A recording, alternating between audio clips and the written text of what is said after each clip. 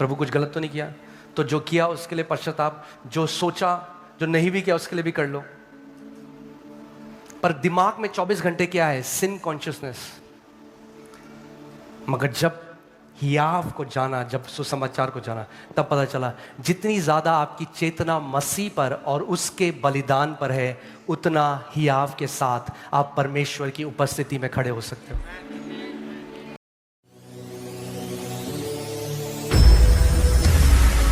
गलातियों 2:21, गलातियों 2:21, मैं परमेश्वर के अनुग्रह को, साथ में पढ़ें, चलिए फिर से पढ़ते हैं, 1 2 3। मैं परमेश्वर के अनुग्रह को व्यर्थ नहीं ठहराता, क्योंकि यदि व्यवस्था के द्वारा धार्मिकता होती तो मसीह का मरना व्यर्थ होता। फिर से पढ़ते हैं, मैं परमेश्वर के अनुग्रह को व्यर्थ नहीं ठहराता, क्योंकि यदि व्यवस्था के द्वारा धार्मिकता होती तो मसीह का मरना व्यर्थ होता।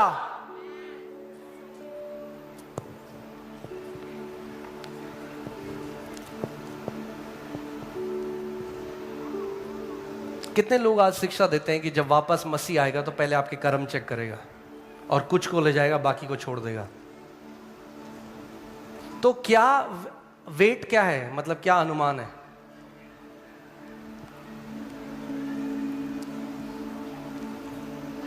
बिल्कुल परफेक्ट होना चाहिए बंदे को बादलों के पार जाने के लिए। क्योंकि व्यवस्था से तो सिद्धता नहीं आ सकती, बाइबल कहती है। तो अगर आप कर्मों से सिद्ध होना चाहते हैं, शायद उनको ना ले जाए जो सोच रहे हैं कि मुझे ले जाएगा क्योंकि मैं बहुत सही हूं, और उनको ले जाए जो कहता है मसीह तेरे बलिदान के कारण मैं आज सिद्ध हुआ हूं। वो तो 100% जाएंगे, क्योंकि अपने आप को नहीं ठुकरा सकता। समझ रहे हैं? पौलुस कह रहा है मैं परमेश्वर के अनुग्रह को क्या नहीं करता, व्यर्थ नहीं ठहराता। हालेलुया।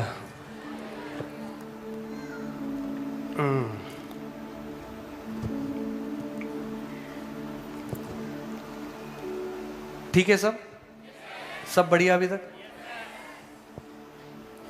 पता है मुझे लड़ाई चल रही है एक अंदर, जो सुना इतने सालों से लड़ाई है। That's okay.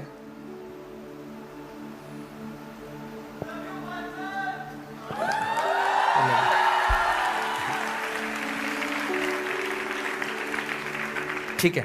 अब कैसे, अगर कोई आपके पास आए, बोले जो सच में धर्मी है, यहां पे खड़े हो जाओ। मैं आपको बोलता हूं अभी, जो सच में धर्मी है खड़ा हो जाए। देख रहे हो जो बैठे हुए, इन्होंने सुसमाचार नहीं समझा अभी तक।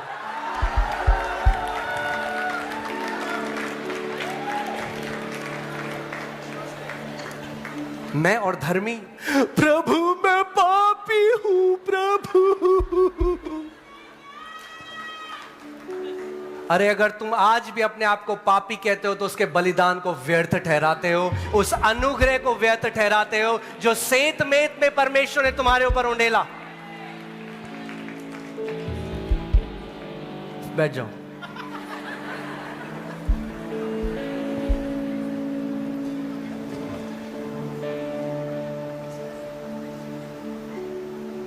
फिर से करते हैं, ओके?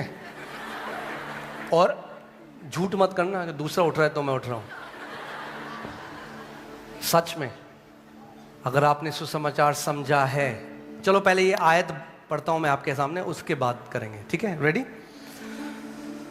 रोमियो 3:28, रोमियो 3:28 पढ़े साथ में, ओके?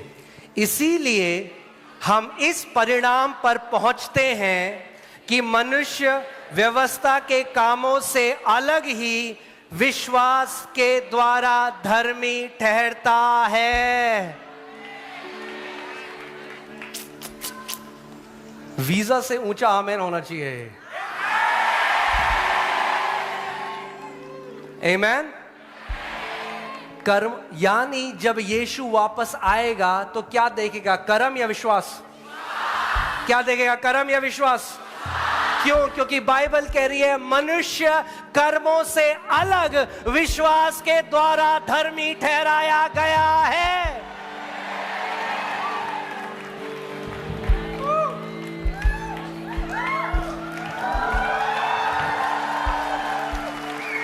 क्योंकि एक बात आपको बता दूं, क्योंकि अगर परमेश्वर वापस आ रहा है, प्रभु यीशु मसीह जो आ रहा है, और अगर वो कर्म देखेगा ना, तो एक भी व्यक्ति स्वर्ग नहीं जा रहा। भूल जाओ कोई भी जा रहा है। पता है क्यों? क्योंकि मूसा जिसको व्यवस्था दी, उसने एक बार परमेश्वर की बात ना मानी और परमेश्वर ने कहा अब तू कनान में प्रवेश नहीं कर सकता। तो जब मूसा नहीं कर सकता तो भूल जाओ कि तुम कर सकते हो। उसने तो एक आज्ञा नहीं मानी। आप तो रोज कितनी आज्ञाएं नहीं मानते हो? गलत कह रहा हूं, सही कह रहा हूं?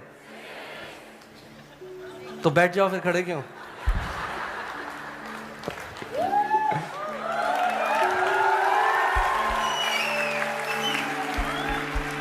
यीशु मसीह ने कहा जब मनुष्य का पुत्र वापस पृथ्वी पे आएगा तो क्या वो विश्वास पाएगा? क्या पाएगा? क्या देखेगा जब यीशु मसीह वापस आएगा? विश्वास। किसने आपको धर्मी ठहराया है?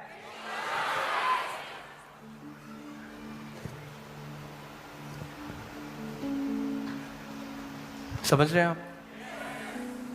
कौन है वो मूर्ख कुंवारियां? उनके पास तेल नहीं था। तेल किसको दर्शाता है? पवित्र आत्मा को। यानी उनका उद्धार नहीं हुआ था, नए जन्म नहीं पाया था। वो ईसाई थे। ईसाइयों को छोड़ देगा यीशु?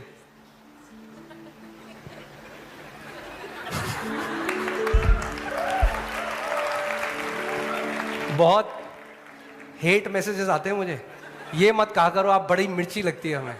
मैंने कहा इसीलिए तो कहता हूं मैं।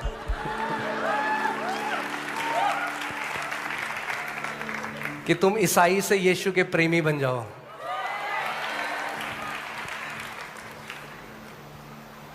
आमीन।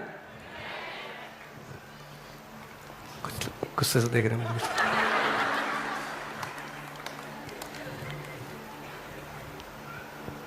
क्या जब यीशु वापस आया तो लोग पता क्या सिखाते हैं? जब यीशु वापस आ रहा है, जो तैयार नहीं है। अरे तैयार तो बुद्धिमान भी नहीं थी, वो भी सो गई। पढ़ा है दृष्टांत? वो भी इंतजार नहीं कर पाई राजा उसका, अपने दूल्हे का, वो भी सो गई।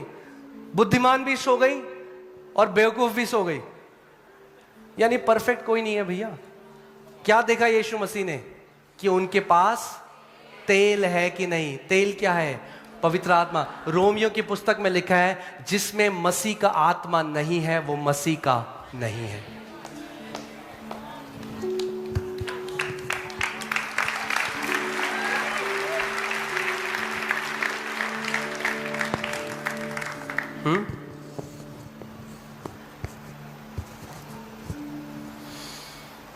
अभी आपको पता है, अगर आप पता होगा आपको, तो इतने सारे वीडियोस बन रहे हैं हमारे अगेंस्ट, हेट के, इसके उसके। तो मैं प्रभु के पास गया, मैंने कहा प्रभु, तो प्रभु ने कहा तू मेरे दिल का एक टुकड़े को, you are experiencing a portion of my heart, उसको भी ठुकराया गया।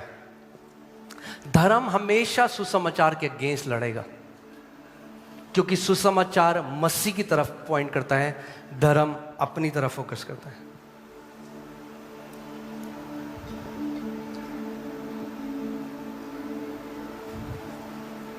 ओके, फिर से पढ़ते हैं रोमियो 3:28। इसीलिए हम इस परिणाम पर पहुंचते हैं कि मनुष्य व्यवस्था के कामों से अलग ही विश्वास के द्वारा धर्मी ठहरता है। इंग्लिश में लिखा है, Therefore we conclude that a man is justified by faith apart from the deeds of the law। यानी व्यवस्था के कर्मों से नहीं, मगर मसीह पर विश्वास करके आप धर्मी हुए हो। और अगर यीशु मसीह आखिरी में आके आपके कर्म देखता है अब, तो फिर पूरी बाइबल झूठी है, पूरा नया नियम झूठा है। आप समझ रहे मैं क्या कह रहा हूं? हाँ, मगर एक चीज जरूर है जो देखेगा, क्योंकि आज कई ऐसे हैं कि मेरा पांव इस नाव में भी और इसमें भी है। वो नहीं जाने वाले।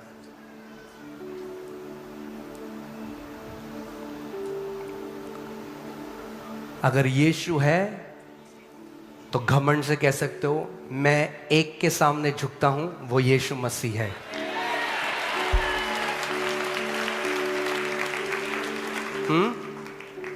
वो नहीं यहां भी वहां भी, अच्छा वहां वीजा मिलता है, वहां वीजा के लिए जाओ, यहां चंगाई मिलती है, यहां चंगाई के लिए जाओ। कुछ बहनें यहाँ पे आई थी, उनके बाबा ने भेजा उन्हें यहाँ पे कि यहाँ चल जाओ, वहाँ चंगे हो जाओगे। मैंने कहा यहाँ चंगाई नहीं है, उधार भी मिलता है, सब कुछ मिलेगा यहाँ पे। मसीह में सब कुछ मिलता है, आमीन। मगर हम आज जब उसके पीछे चल रहे हैं, केवल चंगाई के लिए नहीं जा रहे, केवल इसलिए नहीं जा रहे कि वो हमें समृद्ध करता है। अरे वो सब तो आशीषें फॉलो करेंगी, वो हमारा सबसे बड़ा धन है। मसीह यीशु हमारा सबसे बड़ा धन है। ओके, सो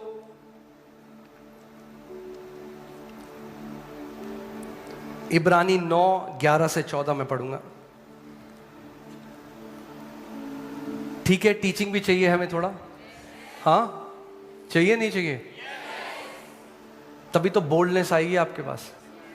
परमेश्वर के सिंहासन के पास एक ही चीज है जो दरवाजा खोलती है। आपने देखा ऑफिस में एक्सेस कार्ड्स होते हैं। आज कई ऑफिस में क्या होते हैं, जब आप दफ्तर जाओगे तो वहां पे दरवाजा बंद है, तो आपको एम्प्लॉय आईडी डालना पड़ेगा या आपको अपना कार्ड दिखाना पड़ेगा। जब आप कार्ड टच कराते हो तो दरवाजा खुल जाता है। परमेश्वर के सामने अगर कोई घमंड से जाता है ना, प्रभु तेरा धन्यवाद हो, मेरा जैसा विश्वासी तो है ही नहीं दिल्ली में, तो दरवाजा खुलेगा ही नहीं कभी।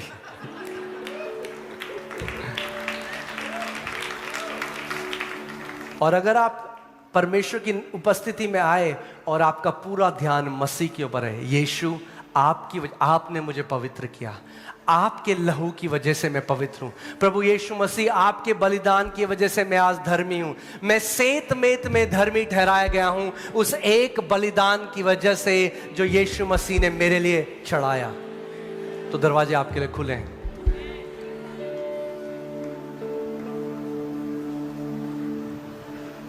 आप जानते हैं, मैं आपको एक ऑब्जर्वेशन की तरह एक बात बता रहा हूं, इसको गलत रीति में मत सुनिएगा ना समझिएगा। मैं आपको एक बात बता रहा हूं, क्यों मूसा कनान के देश में प्रवेश ना कर पाया? क्या परमेश्वर सिखाना चाहता था उसे? जो व्यवस्था लेकर आया वही व्यवस्था को पूरी न कर पाया।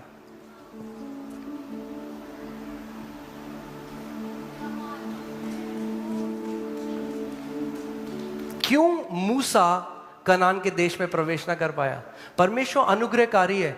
एक ही तो गलती करी थी मूसा ने, वो भी कुछ नहीं थे, लट्ठी मार दी थी बस पत्थर के ऊपर, क्योंकि 40 लाख लोग मैं चिल्ला रहे थे। हाँ, क्यों? क्योंकि उसके पीछे परमेश्वर हमें कुछ सिखाना चाहता है। क्या सिखाना चाहता है?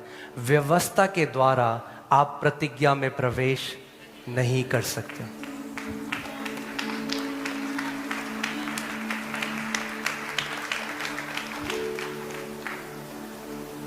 हमें सिखाना है लोगों को, बाइबल में भी है, एफिशियंस में पौलुस सिखाता है, हमें सिखाना है लोगों को। हम बच्चों को भी सिखाते हैं, आप व्यभिचार मत करो, वो गलत है। मगर अगर पुलपिट में पूरा मैसेज ही है ना, व्यभिचार मत करो, व्यभिचार मत करो, अगर आप हिस्टोरिकली देखें, सारे पास्टर जो केवल ये सिखाते थे वही वो उस पाप में गिर गए। Because the Bible says the strength of the sin is the law.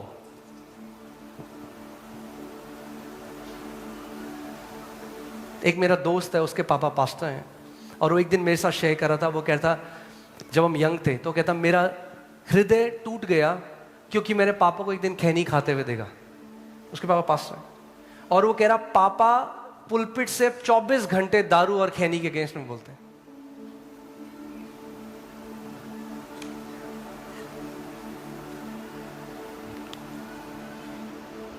अगर कर्मों से, अपने कर्मों से हम सिद्ध हो सकते और पवित्र हो सकते तो यीशु का बलिदान फिर व्यर्थ ठहरता। मगर एक ही चीज है जिसने आपको और मुझे सिद्ध किया, पवित्र किया, परमेश्वर की नजर में ग्रहण योग्य किया और उसके निज बेटे और बेटी होने का लेपालकपन का अधिकार दिया, वो है मसीह का बलिदान और उसका लहू जो आपकी और मेरे लिए बहाया गया।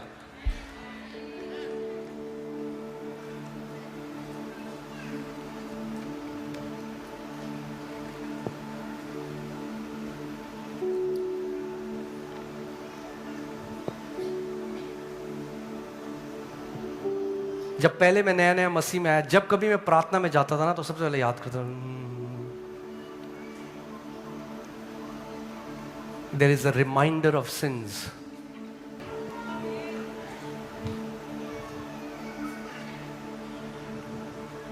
आज कोई आपको बोले भाई तेरे को कैसे पता यीशु आएगा तेरे को ले जाएगा, बोलो कि वचन में लिखा है भाई, मैं धर्मी हूं, वो अपने परिवार के लिए आ रहा है, मैं उसका परिवार हूं।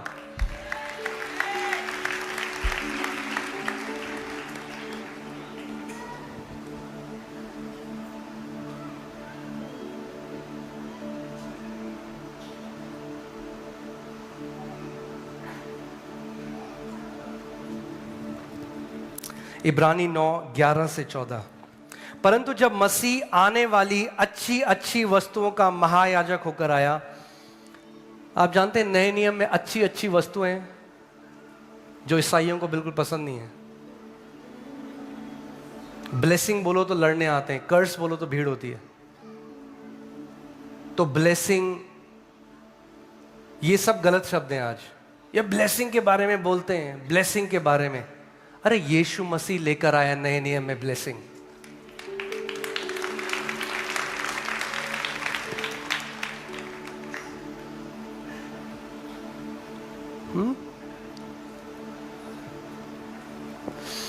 परंतु जब मसीह आने वाली अच्छी अच्छी वस्तुओं का महायाजक होकर आया, तो उसने और भी बड़े और सिद्ध तंबू से होकर, जो हाथ का बनाया हुआ नहीं अर्थात इस सृष्टि का नहीं, और बकरों और बछड़ों के लहू के द्वारा नहीं, पर अपने ही लहू के द्वारा एक ही बार, साथ में पढ़े, पवित्र स्थान में प्रवेश किया और अनंत छुटकारा प्राप्त किया। एक्चुअली में if you see, English says eternal redemption. What does eternal means? यानी अगर आपको मोल लेकर छुड़ा लिया, अब आप वापस नहीं जा रहे वहां पे, छुड़ा लिया उसने आपको। अनंत छुटकारा, बोलो अनंत छुटकारा। बोलो मेरे क्षण भर का नहीं, मेरा अनंत छुटकारा हुआ है। अनंत छुटकारे का मतलब क्या हुआ? हाँ,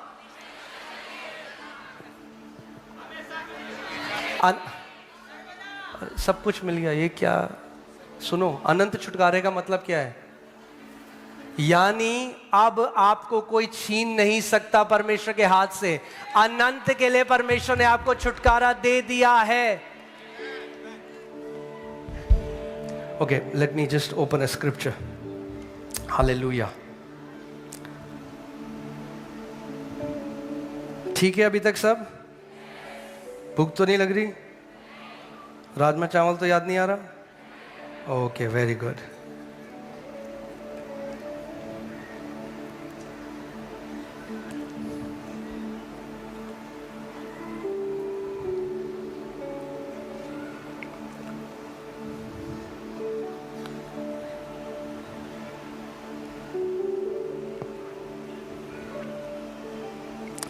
आप लगाइए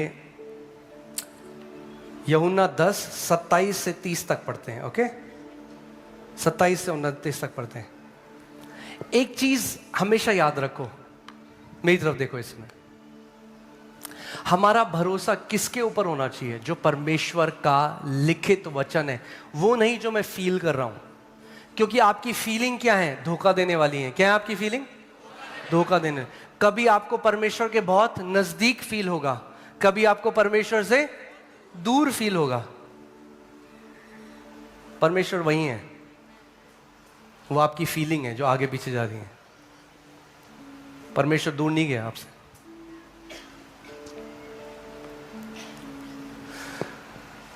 पढ़े साथ में, मेरी भेड़ें मेरा शब्द सुनती। अब एक मिनट, यीशु की भेड़ें कौन है?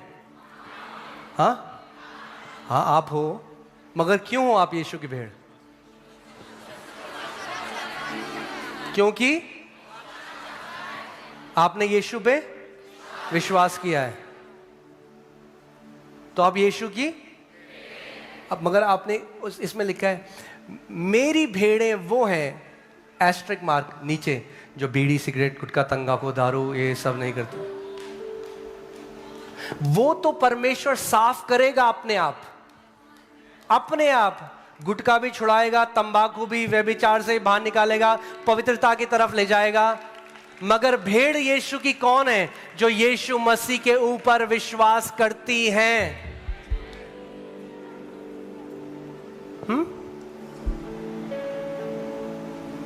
मेरी भेड़ें मेरा शब्द सुनती हैं और मैं उन्हें जब यीशु जो दृष्टांत है, जब वो आया वापस दूल्हा, और उसने उन मूर्ख कुमारियों को देखा, तो उनको देखकर क्या बोला? मैं तुम्हें मगर यीशु भेड़ों के लिए क्या कहता है? मैं तुम्हें। मगर मूर्ख कुमारियों के लिए क्या कहा? मैं तुम्हें। ये नहीं कहा तुमने गलत जीवन दिया, ये कहा मैं तुम्हें नहीं जानता। मगर यीशु कह रहा है मेरी भेड़ें मेरी भेड़। आपको पता नहीं है, आज ये बाइबल कॉलेज है आज, ओके ठीक है। मेरी भेड़ें मेरा और मैं उन्हें। तो यीशु आपको, अब अगर वो आपको आके कहे मैं तुझे नहीं जानता, तो क्या वो झूठा होगा या नहीं होगा?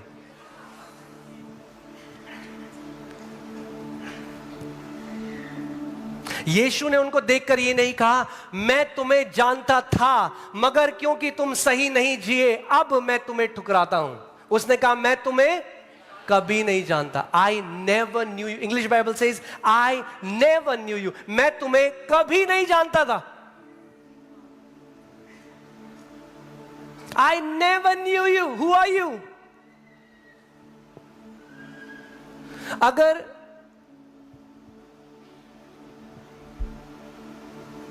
मैं अपने बच्चों को स्कूल से लेने जाऊं और बच्चों के साथ एक और बच्चा आ जाए कि पापा पापा आज मैं भी आपके साथ घर चलूंगा पापा, मैं क्या बोलूंगा उस बच्चे को देख के? ये किसका बच्चा है? मैं इसको नहीं जानता, क्योंकि ये मुझसे पैदा नहीं हुआ। जो जितनों ने उसे ग्रहण किया है वे परमेश्वर से उत्पन्न हुए हैं। अगर आप परमेश्वर से उत्पन्न हुए हो तो परमेश्वर आपको जानता है।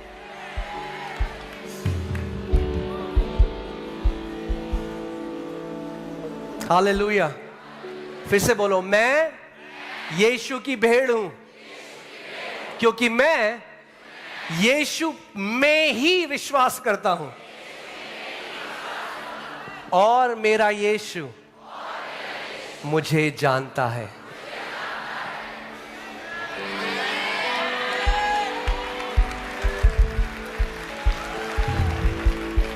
तो गुड न्यूज है, यीशु मसीह आ जाए, 2030 में आए, 2028 में आए, 2040 में आए, 2070 में आए, 200 साल बाद आए, जब भी आए वो आपको पहचानेगा 100% जब आएगा।